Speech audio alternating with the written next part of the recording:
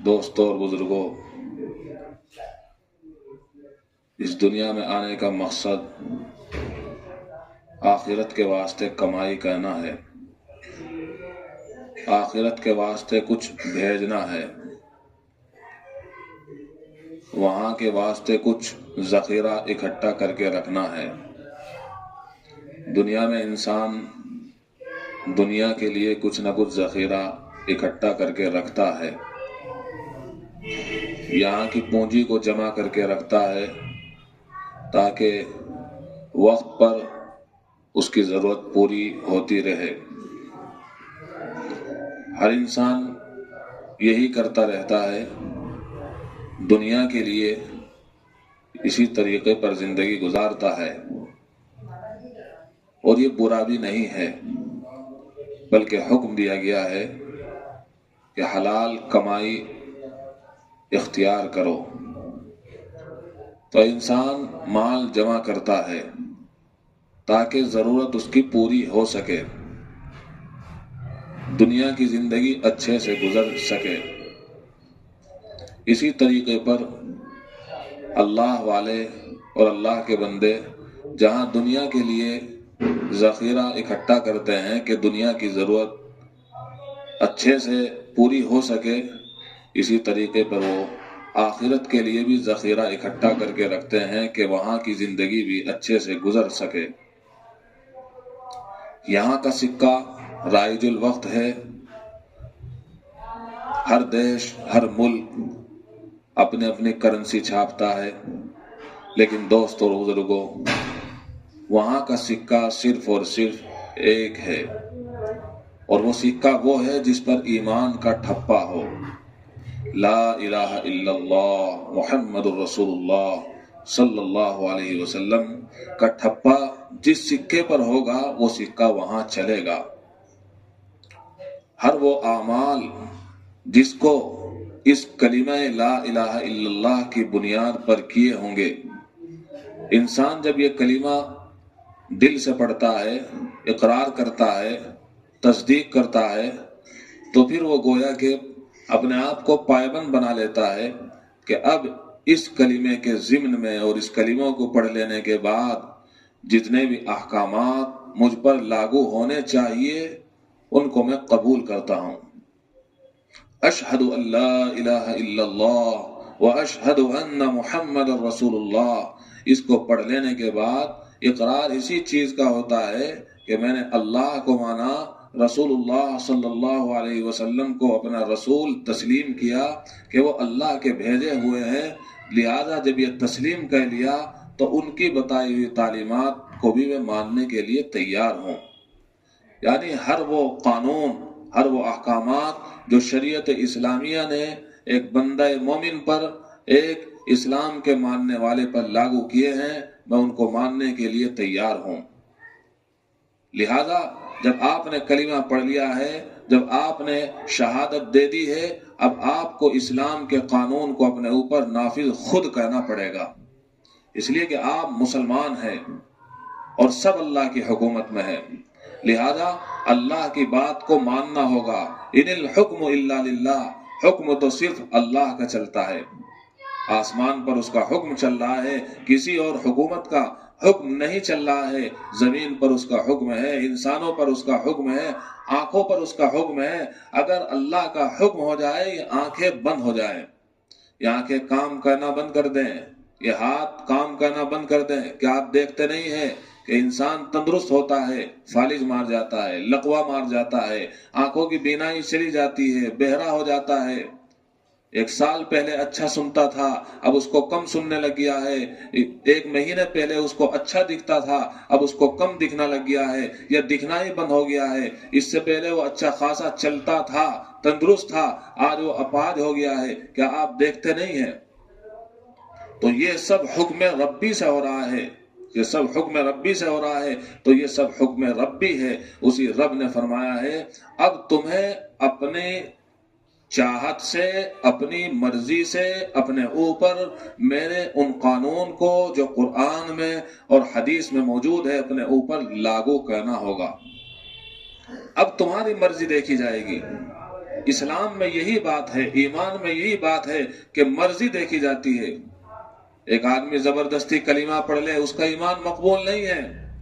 زبردستی کوئی کسی کو لا الہ الا اللہ محمد رسول اللہ کہلوا دے، اس کا ایمان مقبول نہیں ہے۔ یہاں تو مرضی چلتی ہے، اسلام میں مرضی چلتی ہے۔ تو رب تعالی کہتے یہ ہیں کہ اپنی مرضی سے مسلمان ہو، اور ہم سب اپنی مرضی سے مسلمان ہوئے ہیں، اور ہمیں اس پر فخر ہے کہ ہم مسلمان ہیں۔ اللہ کا شکر ہے کہ ہم مسلمان ہیں، ہم اپنی مرضی سے مسلمان ہوئے ہیں، اپنی مرضی سے ایمان والے ہوئے ہیں، اپنی مرضی سے قرآن کو ہم نے اپنا آئیڈیل مانا ہے، اپنی کتاب مانا ہے، محمد رسول اللہ صلی اللہ علیہ وسلم کو اپنا رسول تسلیم کیا ہے۔ جب بات یہی ہے تو اپنے اوپر اسلامی قانون کو اب نافذ کیجئے۔ نمازوں کی پابندی، اعمال کی پابندی، زکوٰۃ کی پابندی، روزے کی پابندی، دل چاہے نہ چاہے، پیاس لگے کہ نہ لگے، روزے کا حکم ربی ہے، رکھنا ہے، قانون اپنے اوپر نافذ کرنا ہے۔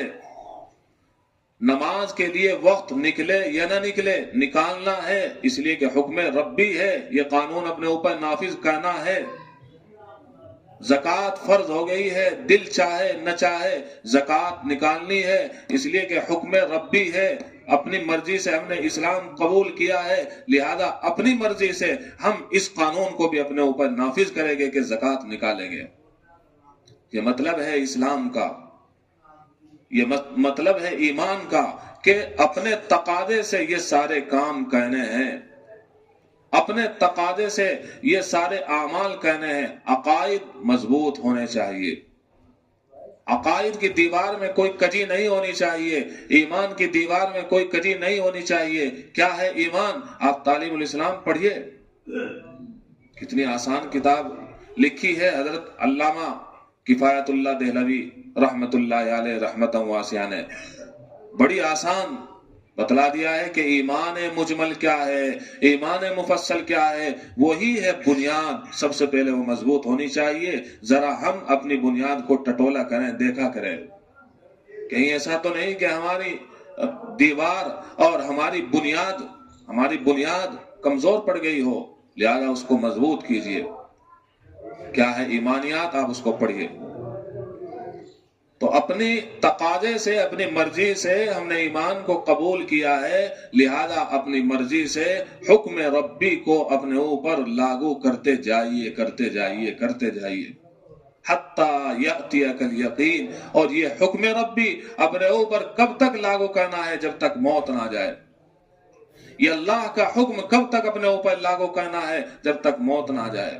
سب سے پہلے یہ دیکھ کہ تو نے اپنے بدن پر یہ 7 فٹ کا جو تیرا بدن ہے، کیا تو اپنے اس بدن پر اسلامی قانون کو نافذ کر رہا ہے؟ اپنے بدن پر اسلامی قانون کو نافذ کر، تو پابند ہے، حکومت تجھے کچھ نہیں کہہ سکتی ہے۔ تو تہجد گزار بن جائے، تو پکا سچا نمازی بن جائے، تو روزے دار بن جائے، تو قرآن پاک کی تلاوت کرنے والا ہی بن جائے، تو ذکر و اذکار کثرت سے کرنے والا بن جائے، کوئی پولیس آپ کو پکڑنے کے لیے نہیں آئے گی۔ حکومت منع نہیں کرتی ہے، اسلامی قانون اپنے اوپر نافذ کیجئے، اپنی آنکھوں پر اسلامی قانون نافذ کیجئے، اپنی آنکھوں کو نیچی کیجئے۔ بازاروں میں چل رہے ہو تو حسیناؤں کو نہ دیکھیے، یہ بھی ایک قانون ہے اسلام کا جو ہمیں اپنی آنکھوں پر لاگو کرنا چاہیے۔ یہ بھی ایک قانون ہے اسلام کا جو ہمیں اپنی زبان پر لاگو کرنا چاہیے۔ اے معاذ، اپنی زبان کو اپنے قابو میں رکھنا۔ یا معاذ املک علیک لسانک، اپنی زبان کو اپنے قابو میں رکھنا، بولنے سے پہلے ذرا سوچنا، کہیں ایسا نہ ہو کہ زبان سے یہ نکلے ہوئے کلمات دوسرے کے لیے تیر کا کام کر جائیں، بلکہ تیر سے بھی زیادہ سخت ہوتے ہیں زبان سے نکلے ہوئے کلمات بسا اوقات کہ انسان کے دل کو چیر جاتے ہیں۔ زبان کا زخم ایسا ہے جو کبھی بھرتا نہیں ہے، یاد رکھنا۔ تیر کا زخم، تلوار کا زخم، چھری کا زخم بھر جاتا ہے، لیکن زبان کا لگایا ہوا زخم نہیں بھرتا ہے۔ یا معاذ املک علیک لسانک، اپنی زبان کو اپنے قابو میں رکھنا، یہ بھی ایک قانون ہے اسلام کا۔ کیا کھا رہے ہو کھانے سے پہلے سوچ لینا، حلال ہے کہ حرام، حرام ہے تو پیچھے جائے چاہے کتنا ہی اچھا ہو، حلال ہو تو پیٹ میں آئے، حرام ہے تو آپ پیچھے جائے، کوئی پرواہ نہیں ہے، کتنا ہی اچھا، کتنا ہی عمدہ، کتنا ہی لذیذ ہو، ضرورت نہیں ہے، حلال ہے تو پیٹ میں آئے۔ یا ایھا الذین آمنوا کلوا من الطیبات واعملوا صالحا، ارشاد فرمایا گیا ہے کہ پاکیزہ کھاؤ، سب سے پہلے کھانے کا حکم ہے، لیکن وہ کھانا حرام نہیں، حلال ہونا چاہیے۔ اور پھر اس کے بعد رب تعالیٰ فرما رہے ہیں وَاعْمَلُوا صَالِحًا، اب کیجئے نیک اعمال۔ کیا مطلب؟ انسان جب حلال کھاتا ہے تو وہ اعمال صالحہ کرتا ہے۔ دوسرا مطلب یہ ہے جب حلال کھاتا ہے تو اعمال صالحہ ایسے وجود میں بن کر آتے ہیں کہ وہ اللہ تعالیٰ کے یہاں مقبول ہو جاتے ہیں۔ لہذا ہمیں اسلامی قانون کو اپنے اوپر نافذ کرنا ہے۔ روزہ رکھنا ہے، یہ بھی ایک قانون ہے اسلام کا، اپنے اوپر نافذ کرنا ہے۔ یہ نہیں کہ جب چاہے رکھ لو جب چاہے چھوڑ دو، مکمل 1 مہینے کے روزے رکھنا ہے۔ رکھنے والے رکھ رہے ہیں، وہ مرتے نہیں ہیں، اور اگر مر بھی جائے تو کیا ہوا، اللہ کے قانون میں مرنے کو دل چاہتا ہے۔ اللہ کے قانون کو ہم نافذ کر رہے ہو اور ہماری موت آ رہی ہو، اس سے اچھی موت تو کوئی ہو نہیں سکتی۔ لہذا ہمیں اسلامی قانون کو اپنے اوپر نافذ کرنا ہے۔ یہی زکوٰۃ کے سلسلے میں ہے، زکوٰۃ بھی اسلام کا ایک قانون ہے، بنیادی قانون۔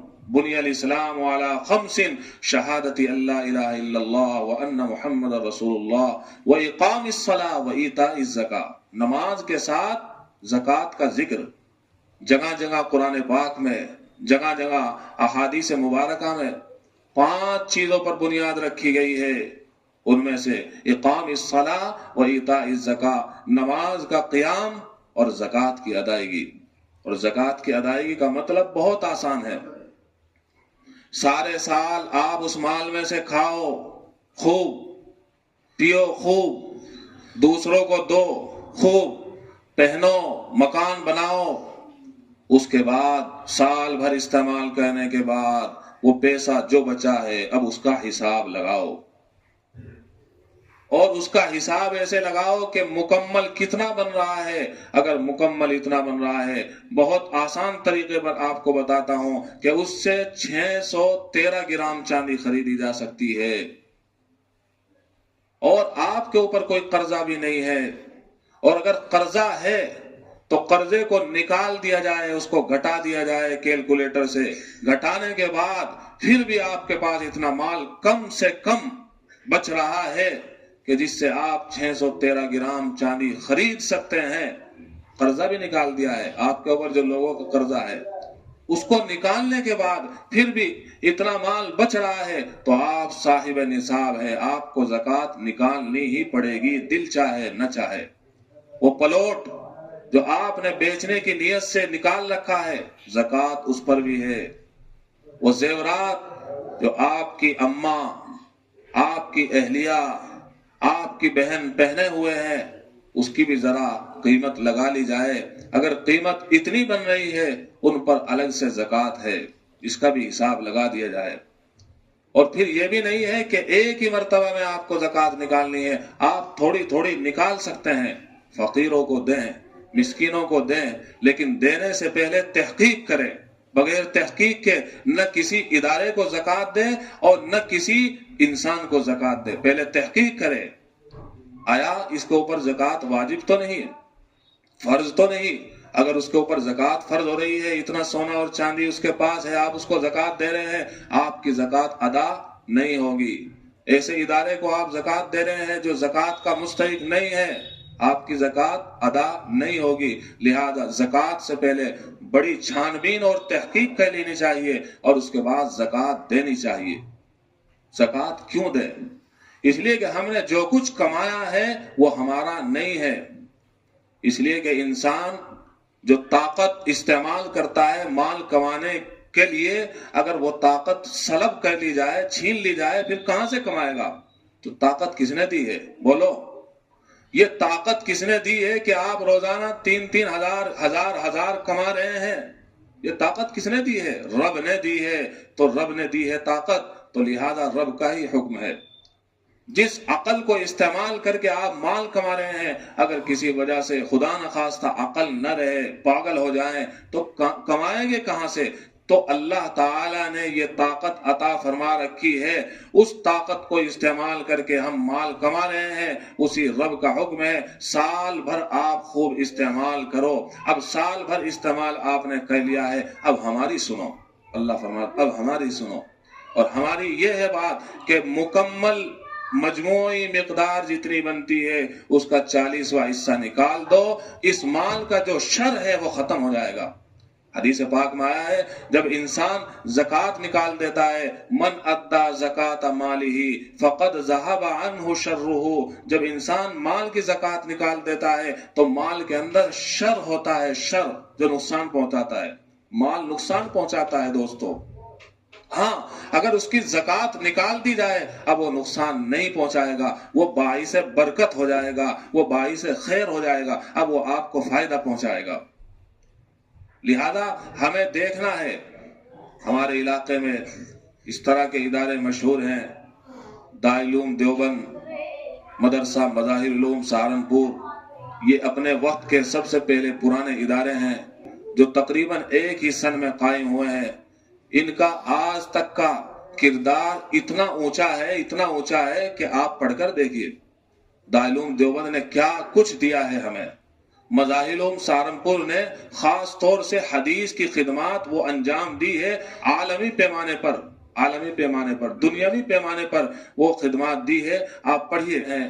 تو اس طرح کے ادارے ہیں، آپ تحقیق کر کے ان میں اپنی رقم پہنچائیں.